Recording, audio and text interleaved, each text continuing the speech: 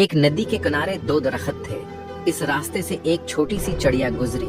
اس نے پہلے درخت سے پوچھا، کیا میں اور میرے بچے تمہاری ٹہنی میں گھونسلہ بنا کر رہ سکتے ہیں؟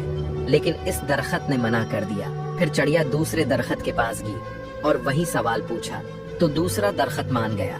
چڑیا اپنے بچوں کے ساتھ خوشی خوشی دوسری درخت میں گھونسلہ بنا کر رہنے لگی۔ ایک دن اتنی بارش ہوئی کہ پہلا درخت جڑ سے اکھڑ کر پانی میں بہہ گیا۔ جب چڑیا نے اس درخت کو بہتے ہوئے دیکھا تو کہا، جب میں اور میرے بچے تمہارے پاس پناہ کے لیے آئے تب تم نے منع کر دیا تھا۔ اب دیکھو تمہاری اسے روکے برتاؤ کی سزا تمہیں مل رہی ہے۔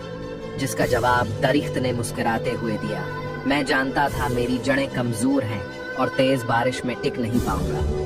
میں تمہاری اور تمہارے بچوں کے جان خطرے میں نہیں ڈالنا چاہتا تھا۔ منع کرنے کے لیے مجھے معاف کر دو۔ یہ کہتے کہتے درخت